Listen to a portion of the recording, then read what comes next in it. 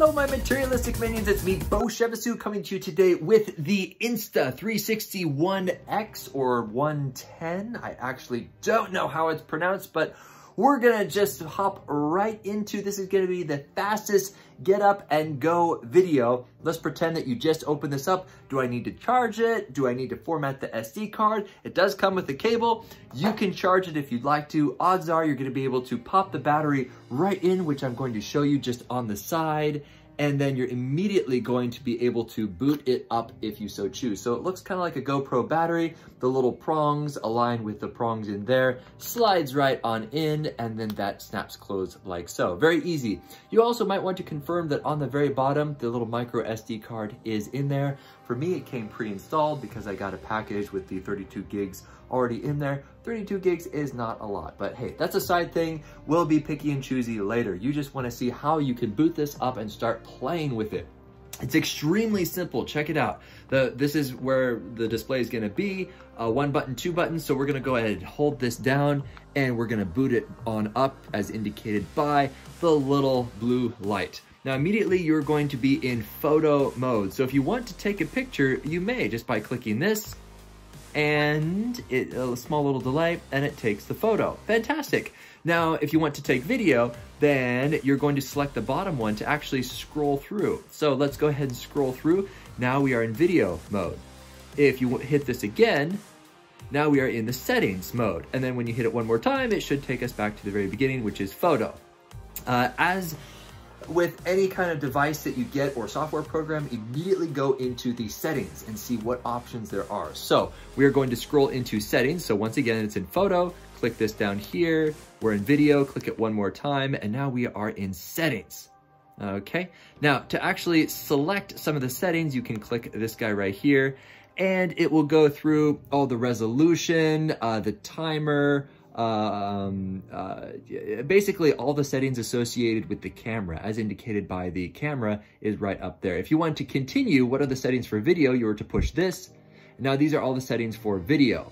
And then lastly, when you're to click that, that's Wi-Fi settings in case you want to, hook up to Wi-Fi for any kind of reason. But anyway, we're just gonna ignore that because we're going a little in depth. And finally, the about section right there. And then when you click it again, you go back to the very beginning, which is all the settings for the still photos mode. Now let's pretend that you want to check out the settings for video. So we're going to click one more time to go into the video settings, and let's go on down to, we're just going to click the bottom one. Let's say we don't want 5.7K. Let's say that 5K video is just super excessive and we want to do 24 frames per second. This is just an example, okay? So 24 frames per second, we've selected that. Now we're going to actually select it with this, and then it's gonna scroll through the multiple options: 4K, 50 frames per second, 3K, 100 frames per second. So the 100 frames per second is the slowest it will go. And when you click it again, it will go back to pretty much the very beginning at 5.7K, 25 frames per second. I personally do 5.7K, 30 frames per second, and I just leave it on there. When you're all done selecting your settings, you can just continue down, all the way down. You can change any of those that you'd like, but ultimately you want to get down to done. Click done, and now you are back at the main menu for the settings. We're gonna go over to click this, the bottom one, to go. We already took a picture, so we're gonna click one more time, and now we're in the video mode. Now we're gonna take a video, shall we? So to do that, you just go ahead and push once, and you heard a nice little chime. It is now video recording. Now there is only one bar in on the battery because I have not charged this. This is coming directly out of the box, and I put the battery right into this. If you want to get upwards of 45 to 60 minutes of actual battery life, you might want to charge it beforehand. But right now, you're just playing with it, right? That's right. So we're going to go ahead and click it one more time to stop video recording. That was about a 30-second clip. And it's saving, and bam, it says 35 minutes. So that is how much footage you actually have to take. 35 more minutes of 5.7K footage. So 5.7 is Ultra HD resolution. This is huge, guys. Now, once you get into slow motion, it's not going to be that big a resolution. It's going to be cropping down quite a bit. So how do you access the slow motion? Very, very easy. Instead of hitting the shoot button, it's going to go into standby. Don't stand by. Stop it. There we go.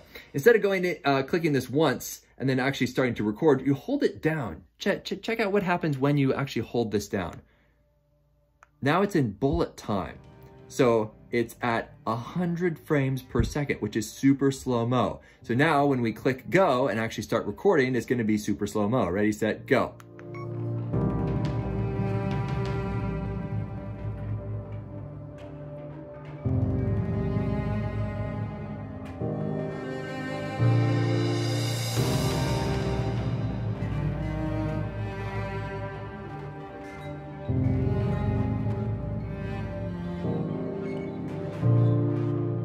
There we go. Also, this comes with a long lanyard, kind of like a cable, that you can dangle this, kind of like a plumb line, and you can twirl it around your head like a bola or nunchucks, and you can do bullet time that way. Yes, standard package does come with that cable. You don't necessarily have to get the invisible selfie stick. I personally did, because I think it's a really cool accessory and I want, anyway, that's beside the point. Now, oh, it's gonna go on standby. Standby, stop trying to save batteries. Wake it up, there we go. So once again, we are in bullet time mode. When you hold this down again, it should go into time-lapse mode, and that will take basically a video or it will compile a video and take a photo, so to speak, every 1 second. We're not gonna go into that right now, but when you hold this down, lastly, HDR video. HDR video is rather interesting. I'm actually gonna not try to explain it, I'm just gonna show you. So we're gonna go ahead and click the big button to start recording. And now we are recording 5.7K, 25 frames per second, but this is HDR video. So you'll notice it's kind of a different look. There's less shadows, less harsh lighting, less contrast, so to speak, and it's more flat. You know, the overexposed is now drawn down, and then the dark shadows are now drawn up. So in HDR photos, typically they're more copper type skin. You see these in real estate photography a lot, is that kind of synthetic looking HDR look. So if you wanted to play with that, you certainly may. Now we're gonna go ahead and stop this. And it is saving. And that is pretty much it to get going with this. Now you know the basic controls, how to navigate this thing, all done in less than 8 minutes. That's it. My name's Beau. I love the Insta360 One X, much better than the GoPro.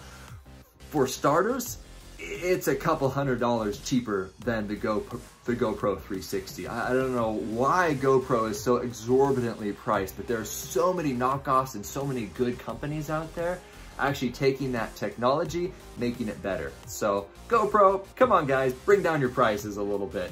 Insta360 One X, well done. And guys, I hope that this is helpful in determining whether or not this is right for you. My name is Beau. I'll catch you later.